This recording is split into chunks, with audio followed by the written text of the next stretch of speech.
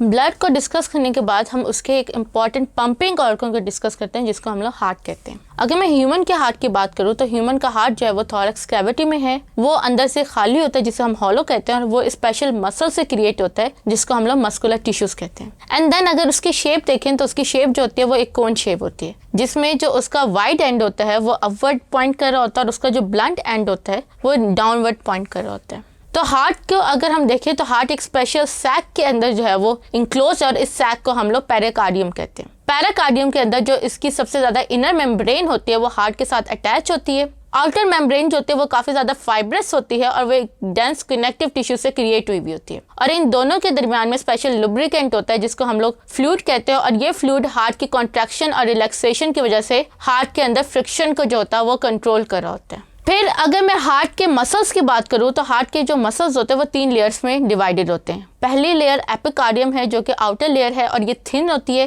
Then we have the myocardium, और myocardium जो होता है ये स्पेशलाइज्ड सेल्स से क्रिएट होते हैं जिनको हम लोग मसल सेल्स कहते हैं। देन हमारे पास जो इनर मोस्ट लेयर होती है वो एंडोकार्डियम होती है, जो कि स्क्वेमस एपिथेलियल सेल्स, जिनसे आपका मोस्टली जो है वो जितने भी डाइजेस्टिव सिस्टम या विसरल ऑर्गन्स है वो क्रिएट हुए, तो ये उससे क्रिएट हुए हुए। तो इस तरह से जो हार्ट की जो मसल्स होते हैं, ये जो हार्ट की चेम्बर्स होते हैं वो इन तीनों लेयर से क्रिएट हुए होते हैं। फिर अगर मैं बात करूँ चेम्बर्स की, तो जैसे मैंने आपको बताया था कि रेप्टाइल्स, बर्ड्स और मेमल्स में जो है वो 4 चेम्बर हार्ट है। तो इसी तरह ह्यूमन क्योंकि एक मेमल है तो उसके अंदर भी जो है वो 4 चेम्बर हार्ट है। पहला है right atria and left atria, and then we have the right ventricles and left ventricles. और एट्रियम और वेंट्रिकल्स को जो चीज़ सेपरेट करती है वो आपके वॉल्व होते हैं। ये वॉल्व जो होते हैं ये बैक फ्लो ऑफ ब्लड को जो होता है वो प्रिवेंट कर रहे होते हैं। फिर उसके बाद अगर मैं बात करूँ तो इनके जो चेम्बर्स होते हैं, हर चेम्बर की अपनी सेपरेट थिकनेस होती है, और ये डिपेंड करते हैं कि वो क्या फंक्शन परफॉर्म करें। जैसे अगर मैं राइट एट्रियम की बात करूँ तो राइट एट्रियम जो होते हैं इनका काम सिर्फ वेंट्रिकल में ब्लड को पास करना होता है, सो दैट्स वाई ये थिनर होते हैं। वेंट्रिकल ने क्योंकि ब्लड को पंप करना होता है outside the heart, so that's why इनके मसल्स जो होते हैं वो थिक होते हैं। अब इसके अंदर भी अगर आप देखो तो राइट वेंट्रिकल ने क्योंकि लंग्स में जो कि करीब ही प्रेजेंट होता है उसमें ब्लड को पंप करना होता है, सो दैट्स वाई ये इतना थिक नहीं होता जितना आपका लेफ्ट वेंट्रिकल होता है। अगर आप यहाँ पे भी मसल्स का डिफरेंस देखें तो left ventricle is the thickest of all the 4 chambers. Reason being कि लेफ्ट वेंट्रिकल ने पूरी बॉडी के अंदर जो होता है वो ब्लड को पंप करके थ्रो करना होता है, और इसके अंदर लेफ्ट वेंट्रिकल में इतना प्रेशर होता है कि ब्लड को 20 मीटर तक जो है वो पहुंचा सकता है या पंप कर सकते हैं। तो फिर अब इसके बाद हम बात करते हैं सर्कुलेशन की, क्योंकि ह्यूमंस के अंदर भी जो होता है वो डबल सर्कुलेशन होती है। तो पहले आपका जो ब्लड आएगा वो आपकी राइट एट्रियम से लेफ्ट वेंट्रिकल में, लेफ्ट वेंट्रिकल से ये प्लमनरी ट्रंक के थ्रू लंग्स में जाएगा फॉर द ऑक्सीजनेशन। फिर जब ये ऑक्सीजनेट होगा तो वहाँ से ये आपकी जो है प्लमनरी वेन्स के थ्रू आएगा आपके जो है वो लेफ्ट एट्रियम में, लेफ्ट एट्रियम से लेफ्ट वेंट्रिकल में, और वहाँ से वो पंप होगा इनटू दी आओर्टा। आओर्टा जो होता है ये आपकी मेन आर्टरी को कहा जाता है। अब ये काफ़ी ज़्यादा थिक होती है और काफ़ी बड़ी होती है, और इसके अंदर से एक आपकी वेन निकलती है, आर्टरी निकलती है, जो कि आपके हेड, नेक और आपके अपर एक्सट्रीमिटीज़ को जो होता है वो ब्लड प्रोवाइड करती हैं। फिर उसके बाद जो होता है ये आउटर रिमेनिंग ब्लड जो होता है वो सर्कुलेट कर देती है आपके सारे ऑर्गन्स में। अब यहाँ आप तो याद रखते हैं कि जो आर्टरी आपके जिस ऑर्गन को ब्लड सप्लाई करेगी वो उसी के नेम से जो है वो पहचानी जाएगी। जैसे जो आर्टरी आपके लीवर को ब्लड सप्लाई करेगी उसको हम लोग हिपैटिक आर्टरी कहेंगे। इसी तरह आपकी जो है वो ब्लड वेसल्स क्योंकि आपकी जो है वो स्टमक को या डाइजेस्टिव सिस्टम को प्रोवाइड करेंगी उसे हम मेसेंट्रियस आर्टरीज कहेंगे। इसी तरह आपके जो है वो फुट वगैरह को जो प्रोवाइड करेंगे उसे हम लोग इलियक आर्टरीज कहेंगे। एंड देन फाइनली आपकी जो हार्ट को ब्लड सप्लाई करेगी जो आर्टरी उसको हम लोग कॉरोनरी आर्टरीज का नाम देते हैं। अब ये जो हार्ट होता है ये कॉन्टिन्यूसली रिदमिक साइकिल में कॉन्ट्रैक्ट और रिलैक्स कर रहा होता है, तो इसकी कॉन्ट्रैक्शन को हम लोग सिस्टोल कहते हैं और इसकी रिलैक्सेशन को हम लोग डायस्टोल कहते हैं, और ये दोनों रिलैक्सेशन एंड कॉन्ट्रैक्शन मिलकर एक आपका हार्ट साइकिल जो है वो क्रिएट कर रही होती है। अब ये हार्ट साइकिल कैसे होता है, सबसे पहले हम बात करते हैं डायस्टोल की। डायस्टोल वो टाइम पीरियड होता है जिसके अंदर आपके वेंट्रिकल रिलैक्स या एक्सपैंड कर रहे होते हैं, और इसमें आपका जो ब्लड होता है वो आपके लेफ्ट एट्रियम और राइट एट्रियम से आपके लेफ्ट वेंट्रिकल और राइट वेंट्रिकल में जा रहा होता है। यानी मैं कह सकती हूँ कि डायस्टोल पीरियड के अंदर आपके दोनों एट्रियम और वेंट्रिकल इकट्ठे रिलैक्स कर रहे होते हैं,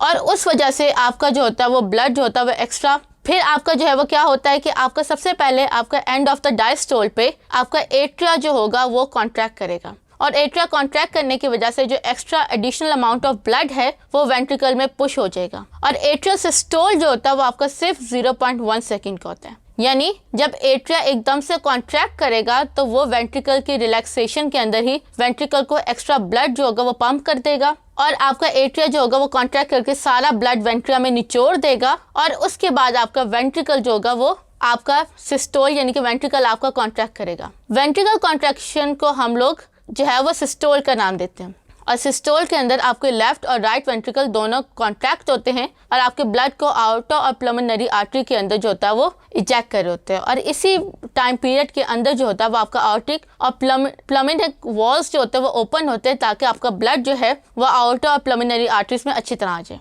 और जैसे ही आपका ये ब्लड जो होगा वो आपका सिस्टोल कंप्लीट होगा और उसके बाद फर्दर ब्लड एंटर नहीं होगा तो साथ ही आपके जो वॉल्स हैं वो क्लोज हो जाएंगे। सो दैट्स वाई अगर मैं सिस्टोलिक और डायस्टोल के ब्लड प्रेशर को मेजर करूं तो डायस्टोलिक क्योंकि उसमें हार्ट जो होता है वो रिलैक्स कर रहा होता है तो दैट्स वाई वो 80 होता है, जबकि जब आपका हार्ट कॉन्ट्रैक्ट करता है जिसको हम सिस्टोल कहते हैं वो आपका 120 ब्लड प्रेशर होता है। फिर उसके बाद अब ये आपका हार्ट कॉन्ट्रैक्ट और एक्सपैंड स्पेशलाइज जो होता है वो आपके मसल्स इनिशिएट करते हैं। यानी वी ऑल नो कि हमारे बॉडी के अंदर सारे ऑर्गन्स जो होते हैं वो नर्वस स्टिमुलेशन की वजह से अपना फंक्शन परफॉर्म कर रहे होते हैं, लेकिन आपने कभी देखा मूवीज़ में या कभी आपने देखा होगा रियल लाइफ में भी कि हार्ट को अगर आप बॉडी से निकाल के बाहर रखें तो वो खुद ही जो होता है वो कॉन्ट्रैक्ट और रिलैक्स कर रहा होता है। तो ये जो होता है ये बेसिकली आपके हार्ट के अंदर जो होता है वो स्पेशलाइज्ड टिश्यूज होते हैं, नर्वस टिश्यूज जो आपके हार्ट को कॉन्ट्रैक्ट और रिलैक्स करवा रहे होते हैं। इसीलिए हम हार्ट को कहते हैं कि हार्ट जो है वो मायोजेनिक है।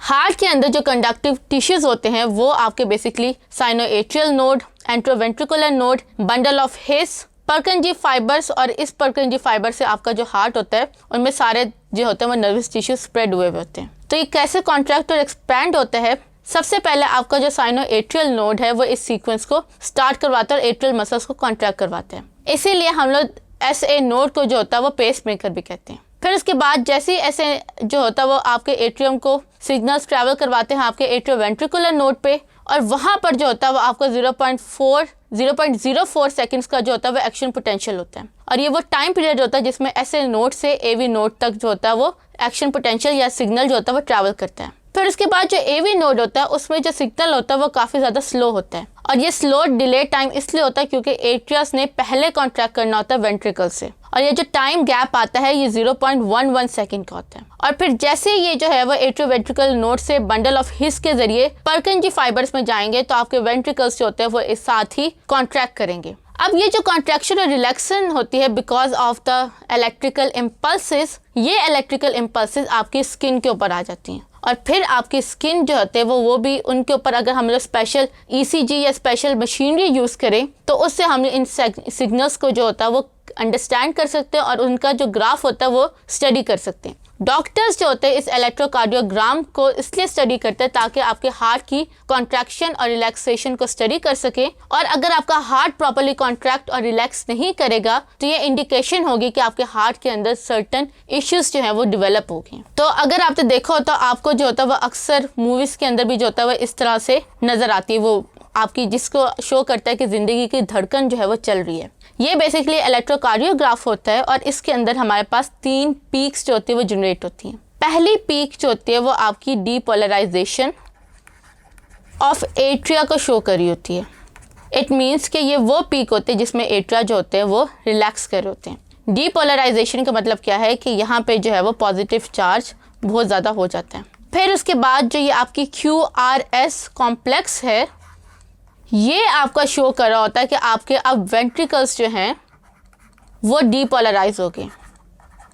अगर आप देखो तो आपको एट्रिया और वेंट्रिकल के डीपोलराइजेशन की जो पीक्स हैं उनमें ह्यूज डिफरेंस नजर आएगा। उसकी रीज़न ये है कि वेंट्रिकल्स जो होते हैं वो लार्जर होते हैं साइज में, और वो दैट्स वाई ज़ोर से कॉन्ट्रैक्ट करते हैं, तो इसलिए जो होता है ये पीक का डिफरेंस आता है। देन उसके बाद आपकी जो होती है वो T वेव होती है जो कि आपकी एट्रिया एंड वेंट्रिकल्स की रीपोलराइजेशन शो कर रही होती हैं।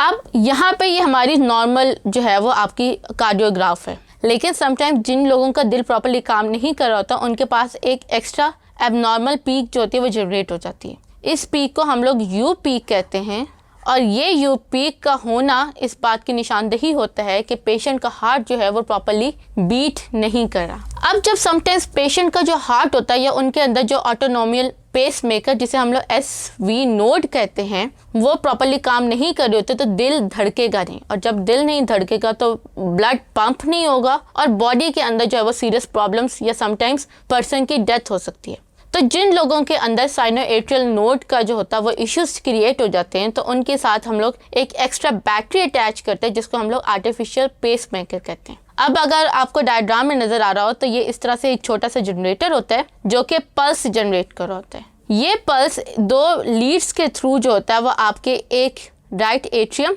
और एक राइट वेंट्रिकल के अंदर जो होता है वो जाकर अटैच हो जाती है। और फिर क्या होता है कि जैसे ही आपका जो होगा वो एक इसके अंदर जो होता है वो मॉनिटर होता है और ये मॉनिटर जो होता है ये मेक श्योर कर रहा होता है कि आपकी जो साइनोएट्रियल नोड है वो प्रॉपर्ली काम करे। और जैसे उसे पता चले कि ये प्रॉपर्ली काम नहीं करी या साइनोएट्रियल नोड वीक हो गई है तो ये फिर जो है ये आपके जो है वो सिग्नल्स जनरेट करेगा और ये सिग्नल्स जो है वो पहले एट्रियम को कॉन्ट्रैक्ट करवाएंगे एंड देन वेंट्रिकल को कॉन्ट्रैक्ट करवाएंगे और इस तरह से जो है ये आपका आर्टिफिशियल पेस मेकर जो होगा वो काम कर रहा होगा। इसे इंस्टॉल करना बहुत आसान होता है और ये नॉर्मली जो होता है वो 1 घंटे का प्रोसीजर होता है। फिर उसके बाद एक समटाइम्स ऐसा कंडीशन आती है जिसमें जो बेबीज़ होते हैं उनके दिल में सुराख होते हैं तो इस कंडीशन को हम लोग ब्लू बेबीज़ कहते हैं। अब ब्लू बेबीज़ में क्या होता है कि आपके जो वेंट्रिकल्स होते हैं उनके दरमियान एक छोटा सा होल डेवलप हो जाता है जिसको हम लोग सुराख या गैप कहते हैं। इसकी वजह से आपके जो होते हैं वो ब्लड की डीऑक्सीजनेटेड एंड ऑक्सीजनेटेड ब्लड की मिक्सिंग हो जाती है और आपकी स्किन के अंदर जो बेबी की स्किन होती है उसके अंदर जो ब्लड होता है वो प्रॉपर्ली ऑक्सीजनेटेड नहीं होता और उसकी ऑक्सीजन की कमी की वजह से जो ब्लड होता है वो ब्लू कलर का हो जाता है और वो जो बेबीज़ की स्किन होती है वो ब्लू कलर की नज़र आना शुरू हो जाती है। So that's why in babies को हम लोग ब्लू बेबीज़ कहते हैं। अब ये जो दिल में सुराख होता है इसके सिर्फ एक सुराख की वजह से नहीं, समटाइम्स कोई और भी इश्यूज होते हैं जिसमें आपका जो वेंट्रिकल होता है वो प्रॉपर्ली क्रिएट नहीं होता या कोई हार्ट का जो चेम्बर होता है वो काम नहीं करता प्रॉपर्ली, या समटाइम्स ऐसा होता है कि जो बेबी होता है वो हेल्दी बॉर्न होता है लेकिन 6 महीने के अंदर अंदर उसका जो हार्ट होता है उसके अंदर किसी डिफेक्ट की वजह से जो होता है उसकी बॉडी जो होती है वो ब्लू होना स्टार्ट हो जाती है। तो ये सारी कंडीशंस जो होती हैं ये ब्लू बेबीज़ जो होते हैं वो उसके रीज़न बनती हैं और फिर जो होता है इसके प्रॉपर ट्रीटमेंट की वजह से बेबी जो होता है वो सर्वाइव करने के काबिल हो जाता है। तो इसके साथ ही हम लोगों ने जो है वो अपने हार्ट को डिटेल में डिस्कस किया, वो क्यों धड़कता है, उसका जो कार्डियोग्राफ था उसको स्टडी किया एंड देन हार्ट से रिलेटेड जो डिजीज़ थे उनको हम लोगों ने डिस्कस कर लिया। Thank you.